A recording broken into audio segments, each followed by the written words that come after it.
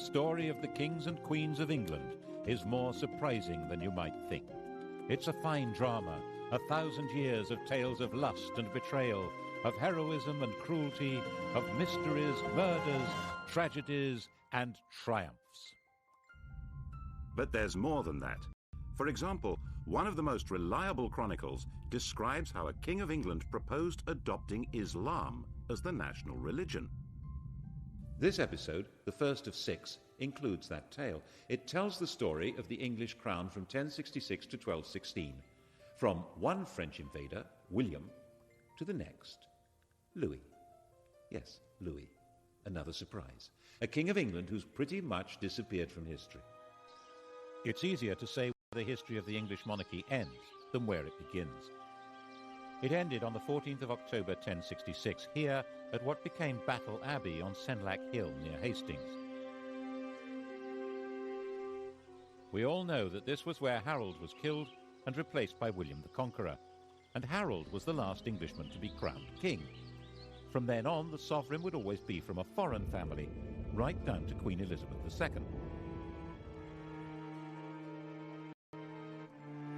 So a history of the kings and queens of England isn't like the history of kings and queens anywhere else in the world.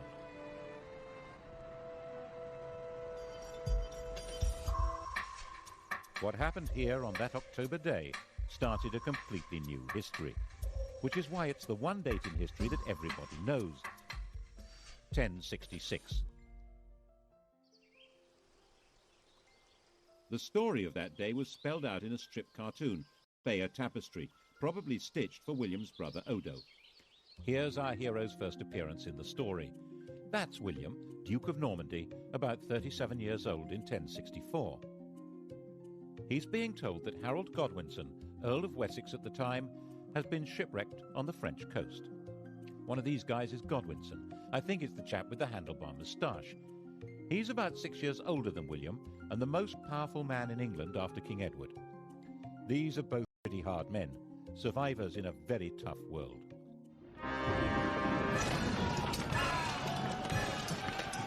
William spent his whole life fighting for survival and was good at it. By the time he was 20, he'd established complete control over Normandy. From then on, he was fighting to hang on to what he had. He got Harold to help him in one of those battles, capturing Mont Saint-Michel, becoming the next King of England. Which, as the tapestry very clearly shows, is not what happened.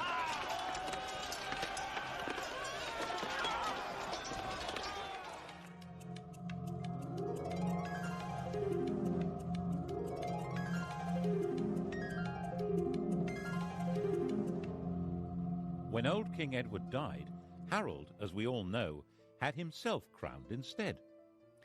Actually, to be a bit more precise, he had himself elected king. The crown of England in those days was not inherited, but awarded. In William's view, this had all gone very badly wrong, so he set about putting it right. The Norwegian ruler, Harald Hardrada, took a similar view.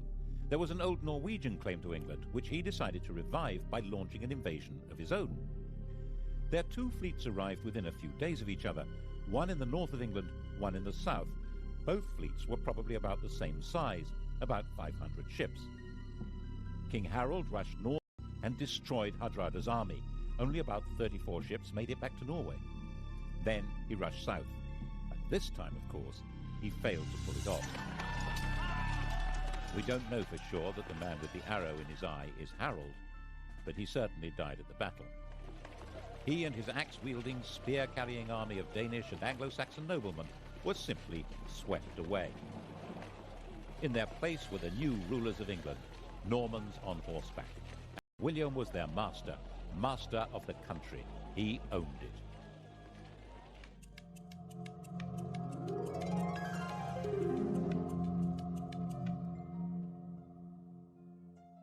He was not an elected king. When he went to London to be crowned on Christmas Day, the population, thinking that was their duty now, tried to elect him. They acclaimed him with loud shouts. The Normans, not knowing what was going on, thought this was some kind of uprising. They rushed out of Westminster Abbey and burned London down. England had become a new kind of kingdom. one which was owned lock, stock and barrel by its king. The story we're telling through this series, the story of 1,000 years of English history, is the story of this alien conqueror and his successors to the throne. It's the story of how they changed England and changed with it, eventually turning into puppet rulers, symbols of power they cannot wield, and how in that transformation they survived through tides of revolution and republicanism, so that today, while they're not quite the only surviving royals in Europe, they alone still lay claim to majesty. Now, how did that happen? William's reign is really the story of a warrior lord taking all power into his hands. He confiscated all the privately owned land in the country. Its new occupiers were tenants of the king, bound to him. People of the north of England, with their Viking capital at York, were much more bound to Scandinavia than to Normandy. They refused to submit. He punished them by destroying all animals and all crops between York and Durham. According to the chronicles, he celebrated Christmas 1070 in the ruins of York.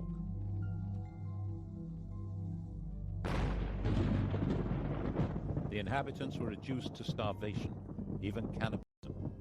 16 years later, when all the land in England was accounted for and valued in his Doomsday Survey, there were places in Northumbria that were still utterly worthless. The church, too, was made Norman, and old Anglo-Saxon ways crushed. At Glastonbury, archers were stationed inside the abbey, and orders given that the old chants should be replaced by new ones from France. 21 monks were shot, and yet there were limits to his power. A few thousand Normans, most of them not even understanding the language of their new country, couldn't run the place. They needed the English to keep everything working, and William understood that perfectly well. His coronation, he made an oath to uphold the laws of King Edward, to uphold good law and renounce bad. The old courts would continue to function, and old traditions would normally be respected. This oath would become fundamental to the coronation of any king. The question, though, would be who got to wear the crown? When William died, bloated and exhausted at the ripe age of 60, his attendants stripped his body and scattered. What mattered now was who would hold the land he'd conquered, and how. It had all been his, and it was he who decided. On his deathbed in Normandy, he handed out the spoils. He gave his eldest surviving son, Robert, his Duchy of Normandy, but it was the younger son, the red-haired William Rufus, who the conqueror willed should be acclaimed King of England. And the youngest, Henry, was told he would have to be content with £5,000. But Henry was his father's son. Content with £5,000? Was that likely?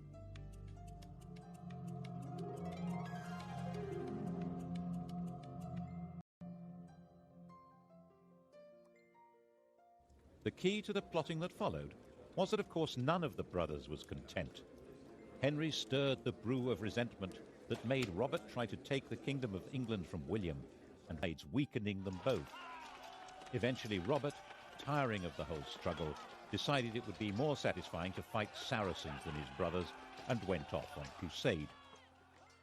William was now secure and powerful, and Henry changed his policy. He was now William Rufus's very best friend.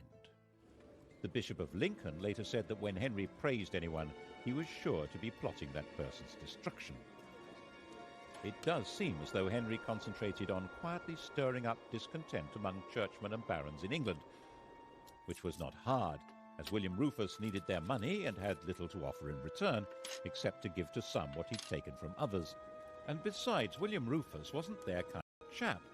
He didn't marry, he had no children, and as one chronicle puts it, all things that are loathsome to God and to earnest men were customary in this land in his time. And therefore he was loathsome to well nigh all his people, and abominable to God. Which is, of course, homophobic chronicle speak for being gay. On the 2nd of August, in the year 1100, both William and Henry were hunting separately in the New Forest. It was the last day of William Rufus's life. No one knows who fired the arrow that ended the reign of William Rufus. His companion Tyrrell immediately fled, and disappeared abroad.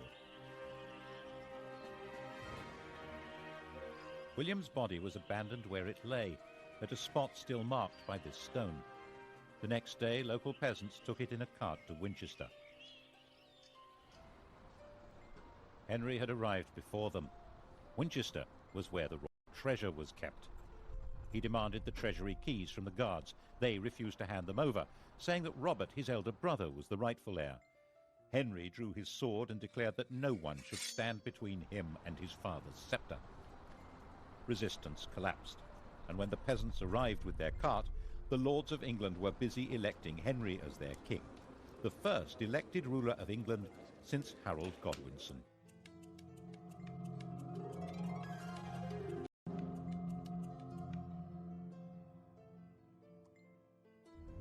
The Bishop of Winchester refused to give the corpse a Christian burial. Out of respect for his royal status, William Rufus was nevertheless interred under the cathedral tower, and when that collapsed a few years later, everyone said, "Told you so." Henry's coronation at Westminster was an attempt to ensure his authority to rule. He was 32 years old. His father had won the country by force of arms, and his barons backed him for rich rewards. But why would anyone want a king now? Alongside his sanctification by the church, he issued claims to treat their tenants as he treated them. He claimed that the crown changed his nature. He was no longer an ordinary human being. As the anointed king, he held special, divinely granted powers. His touch was supposed to cure scrofula, swollen neck glands from tuberculosis. This magic power, which became known as touching for the king's evil, was practiced by English monarchs for the next 700 years as proof of their divine authority. He also quite smartly understood that it was a good idea to promote new people to positions of power.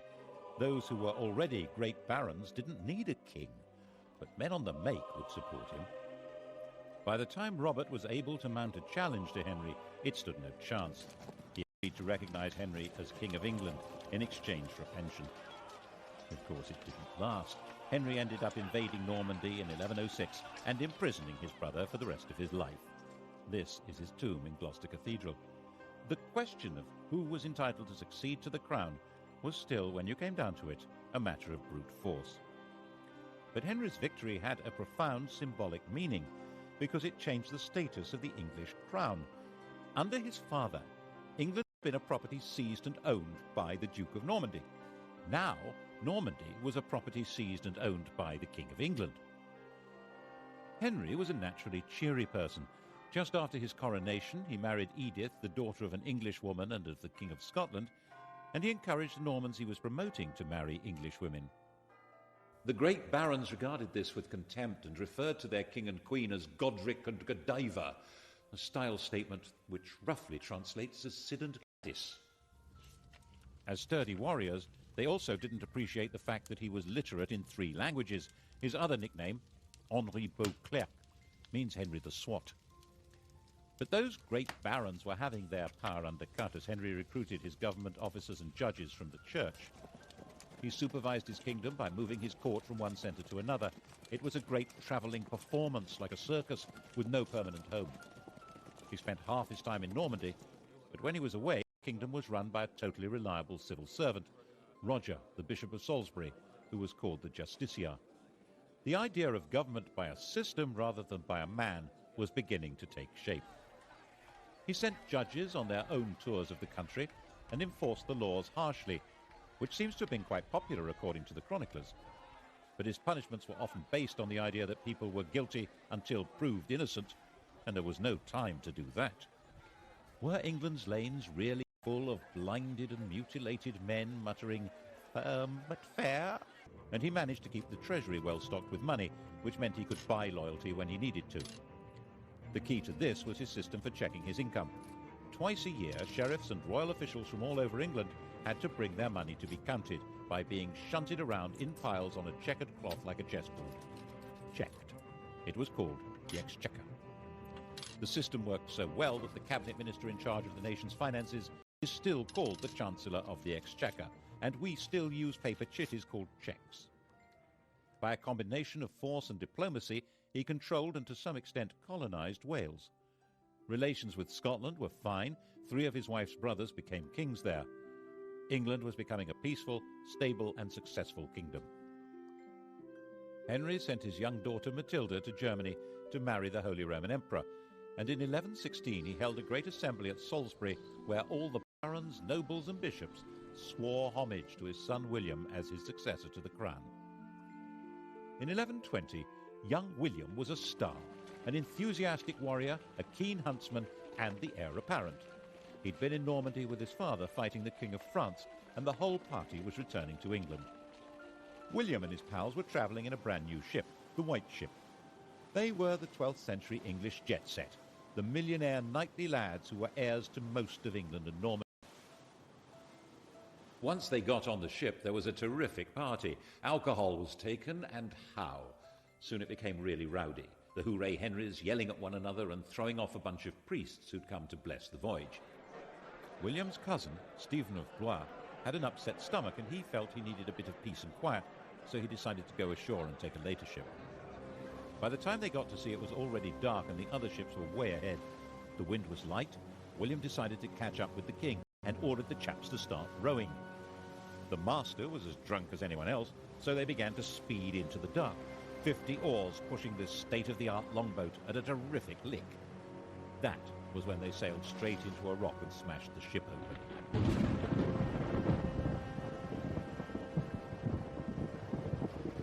The rock off Barfleur was a well-known hazard to navigation. The cries of the drowning company were heard on shore and on the king's ship. Everyone thought the party was still in full swing.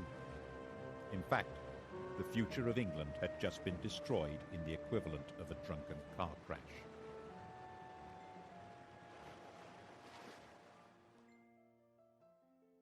It's said that Henry never smiled again.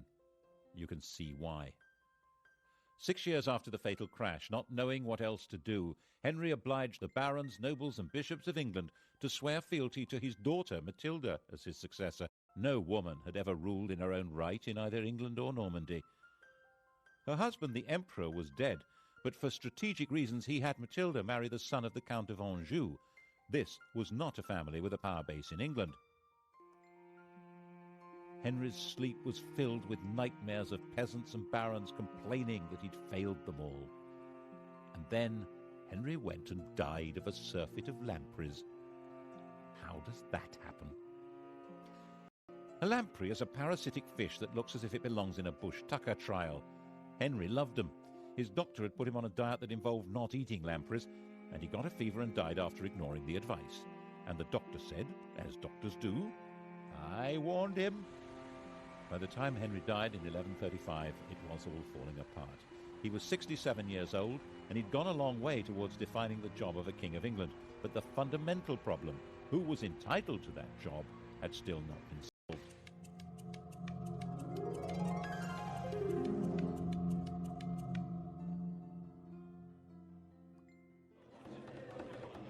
Matilda was in Anjou with her husband, and then up popped Stephen of Blois, who sailed from Normandy to England and claimed the crown.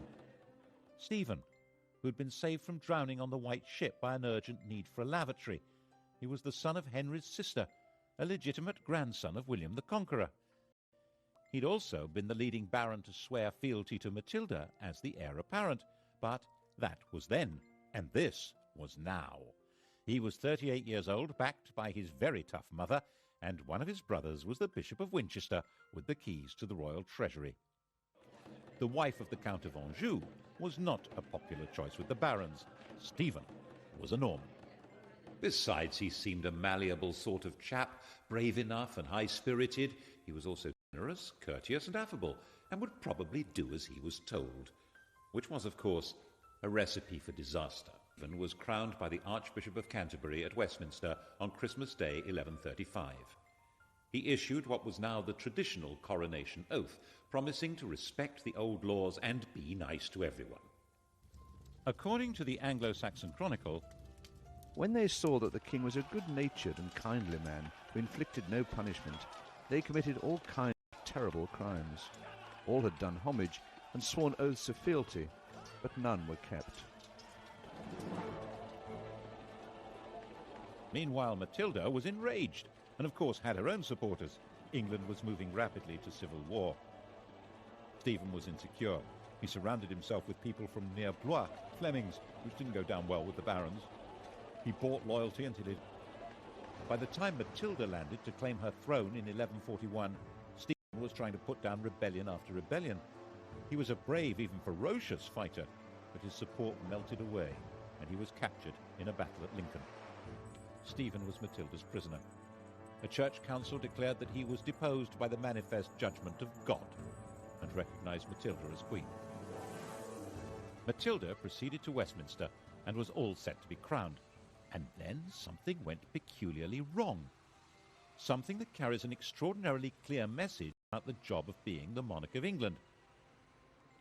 All Matilda's understanding of monarchy had been learned in Germany, where she'd been empress since she was 12 years old. She had been popular and successful there.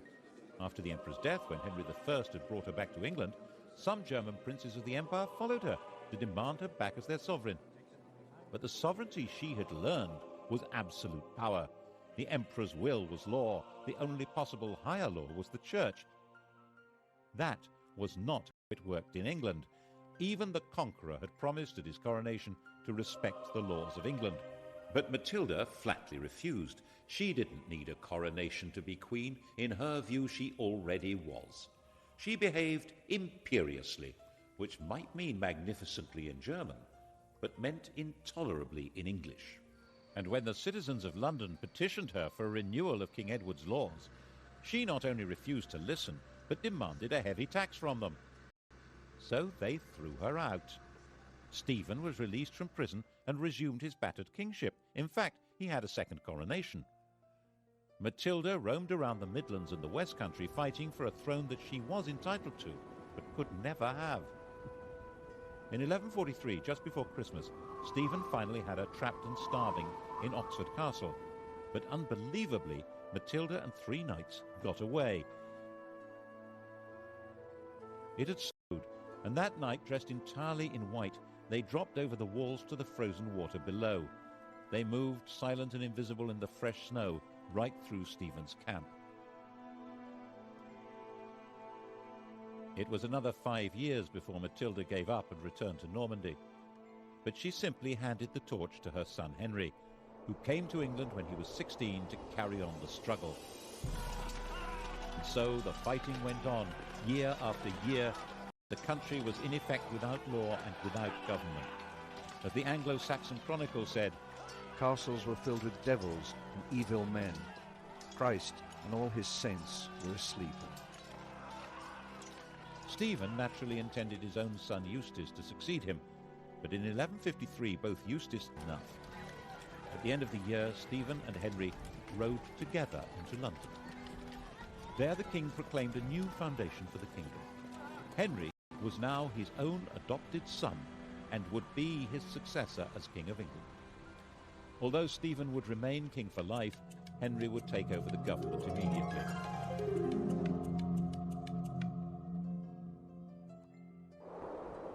The next year, utterly worn out, King Stephen retired to his grave. On the 19th of December 1154, there was a double coronation in Westminster Abbey. The 21-year-old Henry II was crowned king, and his 33-year-old wife, Eleanor, was crowned queen consort. Eleanor, Duchess of Aquitaine, knew all about being a queen. When she was 15, orphaned and the richest damsel in France, she was married to the heir to the French throne, and a few days later the pair became King and Queen of France. The King of France was a saintly figure with perhaps a rather low sex drive. Eleanor came from a family of lordly troubadours, whose court was dedicated to interest and love affairs. She later said that she thought she'd married a man, but had married a monk. She had a series of affairs, including one with Matilda's husband, Geoffrey of Anjou. He, rather dashingly, wore a sprig of broom, Plantagenista, in his hat, so people called him Plantagenet. Eventually, all the Angevins, the whole family line, wore it on their crest. She then had an affair with Geoffrey's son, the attractive young Henry, a bright, well-educated athlete with vitality, intelligence, freckles, money. According to a contemporary chronicler, Henry's father had warned his son off her, saying that she'd been his lover, and she was the wife of Henry's overlord. Henry was Duke of Normandy. But Geoffrey died in 1151, and in 1152, Henry got Eleanor pregnant. Louis, who probably didn't know that detail, had their marriage annulled, and she married her toy boy. Of course, she did all she could to encourage his efforts to become King of England and make her a queen again. The coronation of 1154 must have been most satisfying for her. He didn't make his mother's mistake of claiming to be above the law. Instead, maintaining proper form, he issued a charter confirming all the liberties that were in force under his grandfather, Henry I. The combination of his lands and Eleanor's meant that this King of England ruled more than half of France, though as the vassal of the French king. It would have been too much for almost anyone. But Henry was a man of extraordinary restless energy, who travelled vigorously around his realms and would order his court to hit the road with no notice whatever. He got England up and running with astonishing speed. He had all newly built castles destroyed so that individual government into ministries, with the Chancellor of the Exchequer playing the role we would now recognise as Prime Minister. The chap in question was the son of a London merchant. He was Henry's closest friend and colleague. They joked and drank together, and he lived as the greatest lord in the country, Thomas Becket. Between them, they reformed the currency, finance, government, and began the changes in the judicial system that would lead to the system of trial by jury. England was beginning to develop a commercial life. Towns were growing, the population was becoming better educated. The new system for running royal courts asked groups of local people, often peasants, to report and decide the facts of the case. The system that had worked for the conqueror, allowing the people to run their own country, was at the heart of Henry's way of getting everything up and running again. Perhaps that was why he needed a Londoner at the heart of his government. The next stage in his reforms was to reduce the power of the Church, which had become the only functioning judicial institution during the chaos of Stephen's wars. Anyone accused of a crime who could read a line of Latin was deemed to be a churchman. That made them immune from the royal court. They could only be judged and punished by the Church. Of course, the Church wouldn't agree to give up its privileges, so when the Archbishop of Canterbury died in 1162, it seemed a smart idea to install Thomas as the new Archbishop. Then he would deliver the Church to Henry. Actually, it seemed a pretty terrible idea to Matilda, who warned Henry not to do it. What did his mother know? Look what a mess she'd made of things. Eleanor was also against it, and she hadn't made a mess of anything. She'd been a very competent regent when Henry had been abroad, and must have seen what Henry had not seen, that Thomas Becket's driving force was not loyalty to Henry. Oh, surely not. She was just jealous that Henry spent more time with Thomas than with her. Henry was sure it was a really good idea. Of course, it was a really bad idea. Why did Becket become fanatically committed to the Church as soon as he got the job? Why did he wear Hessian underwear with lice and lash his body? Why did he oppose the king's plans more fiercely than any other bishop? He ended up excommunicating the bishops of London and Salisbury and sacking the Archbishop of York for not opposing the king. He'd already acquired all the earthly power and wealth possible. Now he had a bigger ambition. He was arguing that the Church must rule everyone, including the king. This was especially dangerous as Becket was hugely popular. Henry was given to rages, and the situation was bound to enrage him. Who will rid me of this turbulent priest? On the 29th of December 1170, 4 of Henry's loyal knights did, in the words of an eyewitness, the red of the blood mixed with the white of the brains, like white of the lily and the red of the rose. This was shocking. Henry had to distance himself from Becket's murder and win the hearts and minds of his subjects.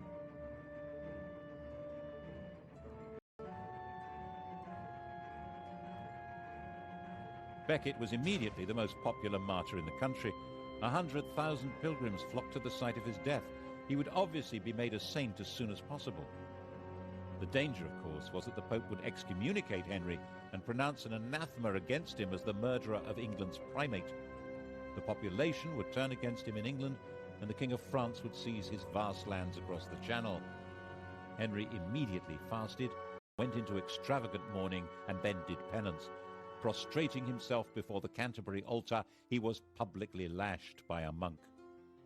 It worked. He saved his kingdom from the Pope. Saving it from Eleanor was much more difficult. Eleanor and Henry had drifted apart, partly because of his love affairs and partly because she feared that Henry's adventure with Becket threatened her own beloved Aquitaine. She had gone back there. She set up her own court, the Court of Love, and that was where she raised her sons as romantic warriors and plotted against him. Henry imprisoned her there for 16 years, but her plots continued unabated. She supported her older sons in rebellion against Henry, trying not only to ensure her control over her own lands, but to take over from him. The only one who remained loyal was John, the youngest. In 1189, the oldest surviving son, Richard, inflicted a major defeat on his father. Henry met Richard near the Loire to arrange peace terms, but when they publicly embraced, Henry quietly growled, "May the Lord spare me until I've taken vengeance on you." The second had been defeated in battle by his own eldest surviving son, Richard. Only one of his sons had remained loyal, the youngest, John. Back in his own chateau, Henry asked for all Richard's supporters to be read out. The first name on the list was John's. Henry was heartbroken. He died in delirium a few days later.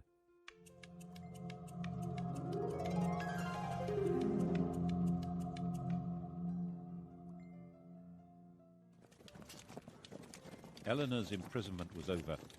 Henry had recognized Richard as his heir, and Richard intended Eleanor to rule England. He had more important things to do. Crusade.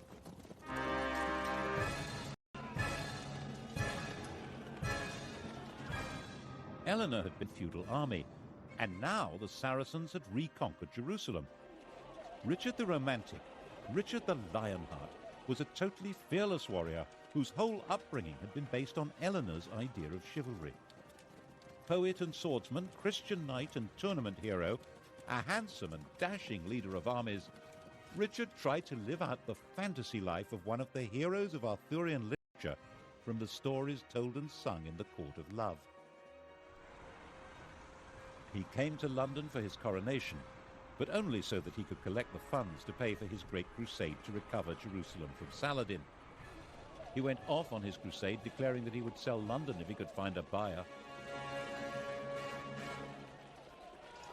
The crusade itself, the Third Crusade, was a sequence of great heroic and daring actions that completely failed to conquer Jerusalem, associated with bursts of extreme brutality. Saladin quite rightly pointed out that while Richard might be able to get an army into the city, if he wanted to hold on to it, he would have to spend the rest of his life there.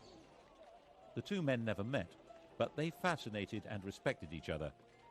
When Richard was ill, Saladin sent his doctor. The final truce ensured that Christian pilgrims would be free to visit the Holy City. But that had actually been Saladin's policy before the crusade even began. Richard typically decided to make the journey home in 1192 into an adventure, traveling alone and in disguise. That was how he got captured and ended up imprisoned by Duke Leopold of Austria, a man he'd repeatedly insulted during the crusade. The King of England had been found in an inn in Vienna, unconvincingly disguised as a kitchen knave. The ransom Leopold demanded was £100,000, about 8 years' income to the exchequer. Richard's recklessness was crippling for the kingdom and eventually fatal for him. As a storybook hero, he always seems to have expected a happy ending and would sometimes even forget to put on armor. That was how he got killed in the end, taking a stupid chance at an unimportant siege in 1199. A crossbow bolt wound became infected. While he was dying, the man who'd loosed the shot was captured and delivered to him, and Richard carried on behaving as though he was in a storybook, making a great gesture of releasing the man and giving him money. Richard had no heir. He named his brother, the 32-year-old John, as his successor. Richard, aged 41, died in his mother's arms, England's hero king, who detested the country and had spent 6 months of his reign there. And the man who'd killed him was rearrested and flayed alive.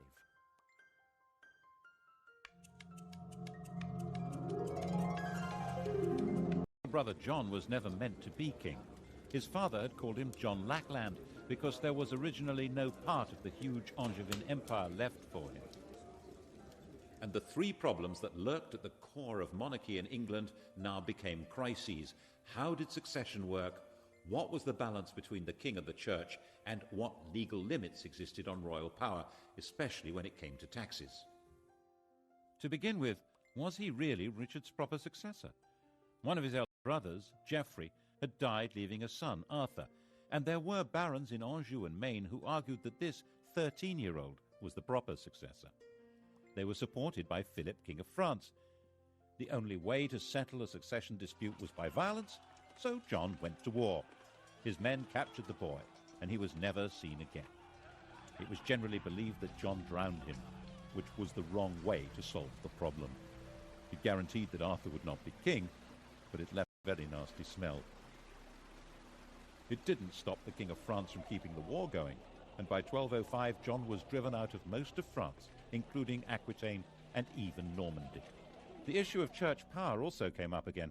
It was John's bad luck to be confronted by an exceptionally militant and aggressive pope, Innocent III. Innocent maintained that kings had to submit to popes. When the Archbishop of Canterbury died, Innocent announced that Stephen Langton, who happened to be English, was the new archbishop. John refused to accept the pope's man. Rome wouldn't give ground, and neither would John. In 1209, the Vatican excommunicated the King of England and his whole kingdom. Back in England, John attempted to carry on regardless. The Pope declared John deposed, and that anyone who even spoke to him was excommunicated. According to one chronicler, John decided at this point to join the enemy. In 1213, he sent a delegation to the Emir of Morocco, offering to adopt Islam and turn England into an Islamic country in return for protection. That would have turned history upside down. Is it true? The Emir, according to the story, told the envoys not to be so silly. In fact, John was reduced to total surrender. The Pope demanded that he submit himself as a vassal of the Church, and that England should become a papal fief instead of a sovereign kingdom. So in 1213, Stephen Langton, the new Archbishop of Canterbury, took up his post as a representative of the new overlord of England. In that capacity, he decided to sort out the third issue, the limits of the king's power over his subjects. Political party. This is the seal of the Barons of London. Langton presented them with a charter issued by Henry I and suggested that they demand something along the same lines but a bit clearer. The Magna Carta. This famous document was signed in June 1215. John and Richard had both tried to meet their costs by massive increases in feudal dues and legal charges, and most of the Magna Carta is an effort to reverse these.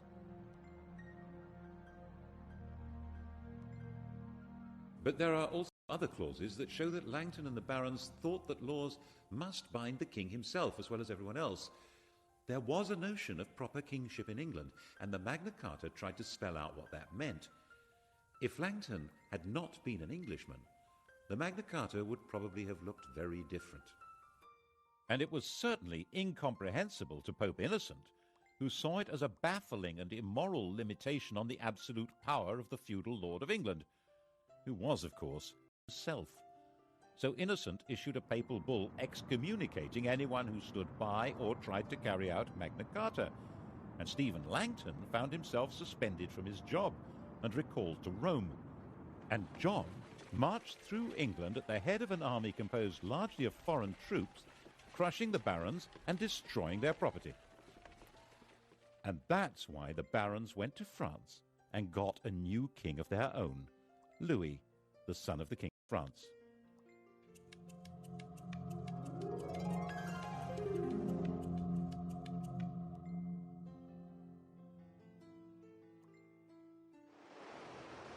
And so came the second French invasion of England in 1216.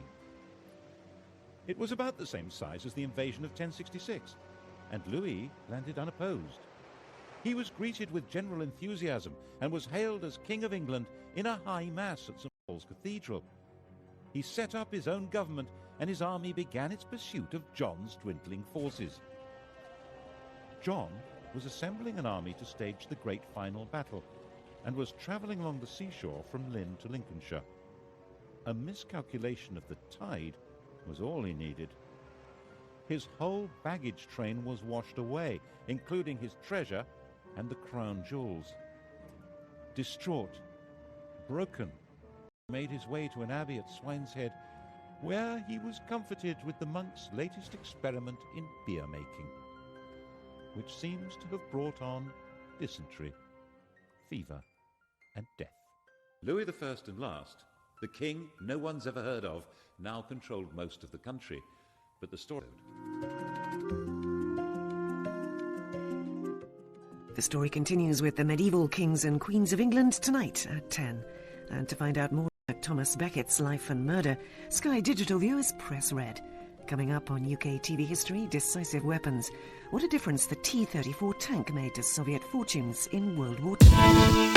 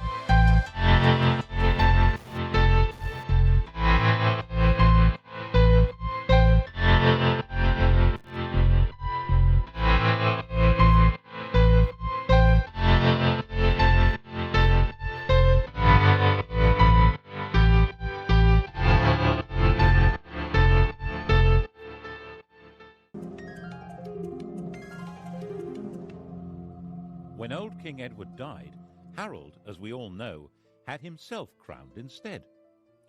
Actually, to be a bit more precise, he had himself elected king. The crown of England in those days was not inherited, but awarded. In William's view, this had all gone very badly wrong, so he set about putting it right. The Norwegian ruler, Harald Hardrada, took a similar view. There was an old Norwegian claim to England, which he decided to revive by launching an invasion of his own. Their two fleets arrived within a few days of each other, one in the north of England, one in the south. Both fleets were probably about the same size, about 500 ships. King Harold rushed north and destroyed Hardrada's army. Only about 34 ships made it back to Norway. Then he rushed south. And this time, of course,